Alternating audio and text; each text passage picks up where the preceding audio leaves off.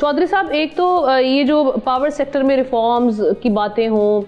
پھر اس کے بعد پرائیویٹائزیشن، ہم نے پی آئی اے کے علاوہ ابھی تک جو باقی ڈسکوز کی پرائیویٹائزیشن ہے وہ نہیں دیکھی، اس کے علاوہ ٹیکس کلیکشن ہے، پھر گورننس کے معاملات ہیں، ان کو لے کے یہ جو ابھی ٹرانش ہے کہ کس حد تک رسک ہیں کہ روک سکتا ہے آئی ایم ایف، اور دوسرا یہ کہ اگر آئی ایم ایف کا ایگزیکٹو بورڈ یہ معاہدہ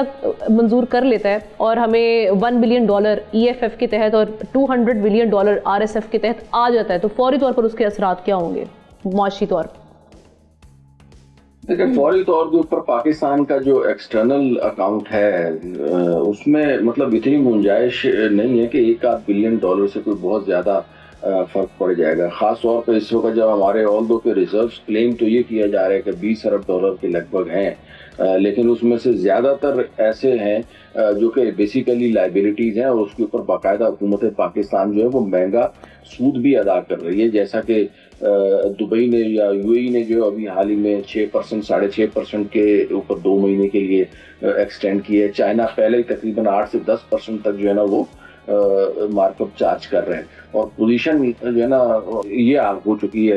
اس کی ہماری کہ ہمیں حکومتیں قرضے نہیں دے رہی، بلکہ ہم جو ہے نا وہ کمرشل بینکوں سے قرضے لے رہے ہیں۔ ابھی حالیہ اسٹینڈرڈ چارٹرڈ سے بھی حکومت نے جو ہے وہ قرضہ لیا ہے، تو نارملی جو ہے وہ G2G $500 ملین کا جی لونز ہوتے ہیں، یا مختلف جو ادارے ہوتے ہیں ان سے بھی لون لیے جاتے ہیں، لیکن آئی ایم ایف کے پروگرام میں ہونے کے باوجود پاکستان کو جو ملنے چاہیے تھے کنسیشنز وغیرہ یا رعایتی نرخوں کے اوپر قرضے، یا پاکستان کی جو ریٹنگ مختلف ایجنسیوں نے تھوڑی بہت جو امپروو کی ہے اس کا جو ایڈوانٹیج حاصل ہونا چاہیے تھا وہ ابھی تک حاصل نہیں ہو سکا، اور اس کا نتیجہ اب یہی ہوگا کہ ایک طرف تو ہم لوگ جو اکانومسٹ ہیں ہم تو پہلے سے اس کے خلاف تھے کہ جی آئی ایم ایف کے جو پروگرام کا ہمیں کوئی فائدہ نہیں ہے اور اس کو کنٹینیو ہی کرنا چاہیے، لیکن اب جو ہے وہ آئی ایم ایف کی بھی ڈیمانڈز کچھ ایسی ہو گئی ہیں جو کہ ڈائریکٹ اشرافیہ کے اور جو ہماری ایلیٹ کلاس ہے ان کے مفادات کے ساتھ ڈائریکٹ متفادم ہیں۔ مثلا بیوروکریسی جو ہے نا وہ اثاثے ظاہر کرنے کی جو شرط ہے ان کی، اسی طریقے سے جو بھی ٹینڈرز وغیرہ ہوں گے یا گورنمنٹ میں بھرتیاں ہوں گی وہ ساری آن لائن طریقے سے کی جائیں گی، اور اس کے پروسیسز کو ٹرانسپیرنٹ کیا جائے گا، اور اس چیز کو باقاعدہ وٹنس کیا جائے گا۔ میرے خیال میں نہیں، لیکن یہ شرائط پوری بھی نہیں ہوئی، میں چاہوں گا جی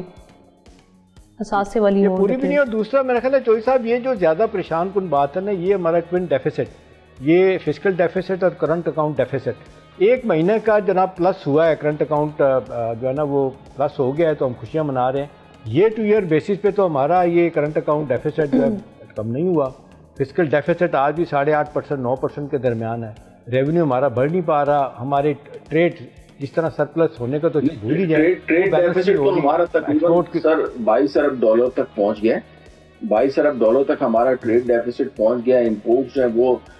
ہمارے قابو میں نہیں آ رہی ہیں، ایکسپورٹ جو ہے وہ مسلسل کم ہو رہی ہیں، فسکل جو ڈیفیسٹ ہے اس میں حکومت کی شاخرچیاں جو ہیں وہ کم نہیں ہو رہی، لیکن میرا کہنے کا مقصد یہ تھا کہ اب جو ہے نا وہ اشرافیہ کے چونکہ مفادات متاثر ہو رہے ہیں تو شاید یہ آخری پروگرام ہمارا ثابت ہو، اور آئندہ جو ہے نا وہ ہمیں آئی ایم ایف کے پروگرام میں نہیں جانا پڑے گا، اور اس میں نہیں جائیں گے، اور اس کے باوجود اب دیکھیں نا اس وقت جو سختیاں ہیں وہ تو ساری عوام نے جھیلی ہیں، مہنگی بجلی عوام جو ہے وہ لے رہی ہے، زیادہ ٹیکسز جو ہے وہ عوام جو ہے وہ اس کا بوجھ برداشت کر رہی ہے، تو یہ بوجھ اب تک عوام تو برداشت کرتی ہے یہ، لیکن جو شرائط اب رکھی ہے آئی ایم ایف نے وہ اشرافیہ اس کو برداشت نہیں کر سکی، اور آہستہ آہستہ آپ کو دیکھیں گے کہ اب حکومت بھی جو ہے نا وہ اس کے اینٹی نیریٹو بلڈ کرنا شروع ہو جائے گی کہ جو ہے نا آئی ایم ایف کے پروگرام میں نہیں جانا چاہیے۔ تو یہ جو موجودہ پروگرام ہے یہ تو بہرحال کسی نہ کسی طریقے سے پورا کیا جائے گا، اور اس میں مجھے نہیں لگتا کہ وہ بہت زیادہ پرابلم آئے گی۔ 200-300 یہ جو ٹیکس کا جو شارٹ فال ہمارا آ رہا ہے وہ اتنا زیادہ یا اتنا میٹیریل نہیں ہے، 14,000 ارب کا جو ہم نے ٹارگٹ رکھا ہوا ہے، اور اس کے مقابلے میں تھوڑا سا اس کو ڈاؤن ورڈ ریوائز کر بھی دیا جاتا ہے تو میرے خیال میں اس میں کوئی اتنا حرج نہیں۔ البتہ یہ جو انہوں نے میجرز لیے ہیں یا جو کریکٹیو میجرز اور